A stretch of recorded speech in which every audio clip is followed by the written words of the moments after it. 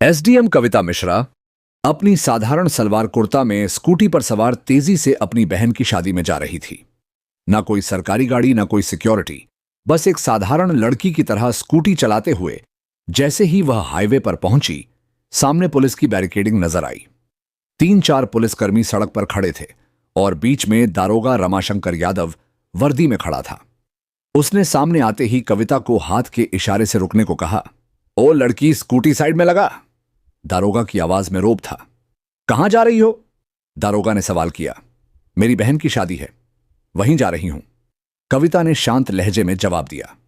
दारोगा ने ऊपर से नीचे तक कविता को घूरा और फिर मुस्कुराते हुए बोला, अच्छा तो शादी में जा रही हो, लेकिन हेलमेट नहीं पहना और यह स्कूटी भी बहुत तेज चला रही थी। चलो चालान भरना पड़ेगा। दारोगा ने चालान बुक निकालते हुए कहा। कविता को अंदाजा हो गया कि यह एक बहाना था। वह बोली, सर मैंने कोई नियम नहीं तोड़ा है। अरे मैडम, कानून हमें मत सिखाओ। उसने साइड में खड़े एक सिपाही को देखा और फिर कविता की ओर झुकते हुए फुसफुसाया, ऐसे नहीं मानेगी, इसको तरीका सिखाना पड़ेगा। अचानक दारोगा ने जोरदार थप्पड़ कविता के गाल पर जड़ दिया। बहुत सवाल पूछती है, जब पुलिस कुछ कहे तो चुपचाप मान लेना चाहिए। कविता का सिर एक पल के लिए झटका खा गया, लेकिन उसने खुद को संभाल लिया। उसकी आंखों में आग थी। दारोगा ठहाका मारकर हंसा और अपने साथियों से बोला, अभी भी अक्कड़ बाकी है, लगता है अच्छे से सिखाना पड़ेगा। एक सिपाही आगे बढ़ा और बोला, मालिक थाने ले चलें, वहां आराम से मामला देख लेंगे। दारोगा सिर हिलाकर बोला, हां, इसे थाने ले चलते हैं, तब समझ आएगा कि पुलिस से कैसे बात की जाती है। एक सिपाही ने कविता का हाथ पकड़कर खींचा। चल जीप में बैठ। कविता ने अपना हाथ झटका और गुस्से से बोली, हिम्मत मत करना। दारोगा का पारा चढ़ गया। उसने अपने एक आदमी से कहा, इसका घमंड तोड़ो। एक सिपाही ने आगे बढ़कर कविता के बाल खींचे और जबरदस्ती घसीटने की कोशिश की। कविता दर्द से करा उठी, लेकिन अब भी अपनी पहचान छुपाए रखी। वह देखना चाहती थी कि यह लोग कितनी गिरी हुई हरकत कर सकते हैं। तभी एक पुलिस वाले ने गुस्से में उसकी स्कूटी को लात मार दी। बड़ी आई शरीफ बनने, अब तेरा खेल खत्म। कविता पूरी तरह समझ गई थी कि यह लोग कितने नीचे गिर सकते हैं। दारोगा की आंखों में गुस्सा था। उसने जोर से चिल्लाकर कहा, बहुत देखे हैं तेरे जैसे अकड़ू लोग, पुलिस से भिदेगी। अभी औकात दिखाता हूं, कल रही ले चलो इसे थाने, वहीं समझाएंगे। एसडीएम कविता मिश्रा अब भी चुप थी। उसने अपनी पहचान बताने का कोई इरादा नहीं किया। वह देखना चाहती थी कि प्रशासन कितना नीचे गिर चुका है, कितनी हद तक यह लोग अत्याचार कर सकते हैं। दारोगा रमाशंकर यादव अब झुंझुला चुका था। उसके सामने एक लड़की खड़ी थी जिसने उसके तमाचे खाए, जिसके बाल खींचे गए, जिसे हाथ पकड़कर खींचा गया, लेकिन वह अब भी चुप थी।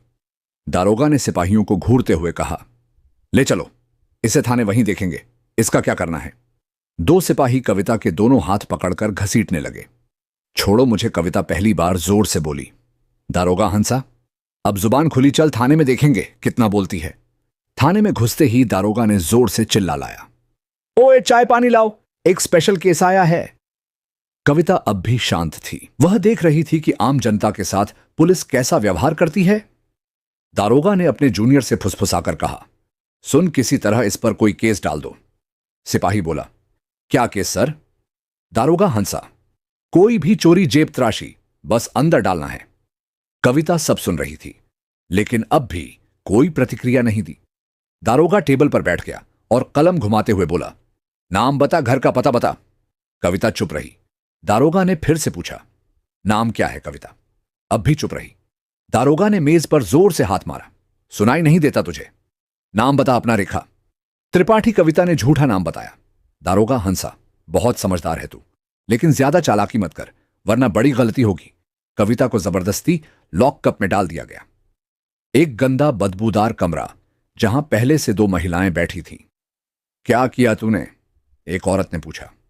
कुछ नहीं, कविता ने हल्की मुस्कान दी। अब वह देख रही थी कि प्रशासन कितना गंदा हो चुका है।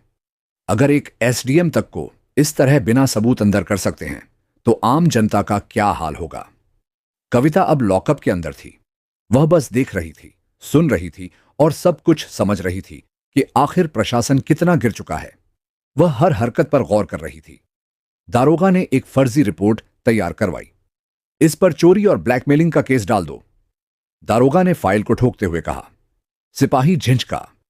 लेकिन सर, बिना सबूत के, दारोगा हंस पड़ा।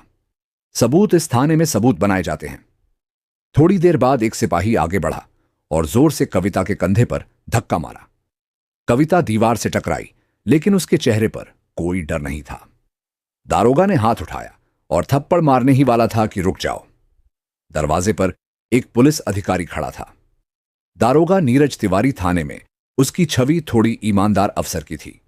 उसने थाने के अंदर की महिलाओं को देखा। उनकी हालत देखकर उसके माथे पर शिकन आ गई। यह सब क्या हो रहा है? उसने सख्त आवाज में पूछा। दारोगा रमाशंकर मुस्कुराया। कुछ नहीं सर, एक सड़क छाप लड़की ज्यादा होशियारी दिखा रही है, जरा सबक सिखा रहे हैं। नीरज तिवारी ने गौर से कविता को देखा। उनके हाव भाव किसी साधारण महिला जैसे नहीं थे। इसका क्या जुर्म है? नीरज ने रमाशंकर से पूछा। रमाशंकर हड़बड़ा गया।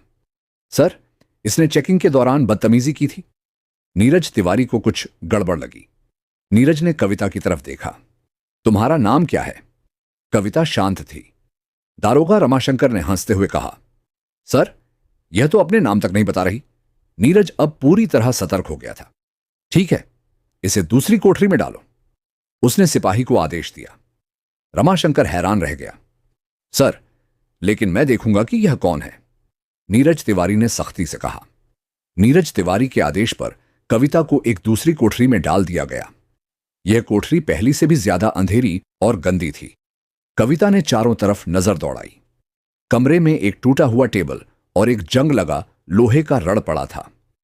कविता अब इस प्रशासन का गंदा चेहरा और गहराई से देख रही थी। यह सिस्टम कितना गिर चुका है। उनका हर मिनट का अनुभव यह साबित कर रहा था कि कानून सिर्फ कागजों में ही था। अचानक एक सिपाही भागते हुए आया। सर, एक बड़ी गाड़ी बाहर खड़ी है। रमाशंकर चौंका। गाड़ी कौन आया है? सिपाही ने घबराकर कहा। सर, गाड़ी सरकारी है। सिपाही बाहर गया, लेकिन जैसे ही उसने गाड़ी के अंदर झांका, उसकी आंखें फटी रह गईं। सिपाही हड़बड़ाते हुए अंदर आया और धीरे से बोला, सर, वो क्या हुआ? कौन है? रमाशंकर झुंझला उठा। सिपाही ने कांपते हुए कहा, सर, डीएम साहब। रमाशंकर का चेहरा सफेद पड़ गया। नीरज तिवारी भी चौकन्ना हो गया। अब मामला बहुत बड़ा हो चुका था। डीएम साहब ने थाने में कदम रखा। उनकी आंखों में गुस्सा था। उन्होंने रमाशंकर की ओर देखा और कड़क आवाज में पूछा, दारोगा, रमाशंकर, क्या चल रहा है यहां? रमाशंकर घबराया हुआ बोला, सर साहब, कुछ नहीं, बस एक मामूली केस था।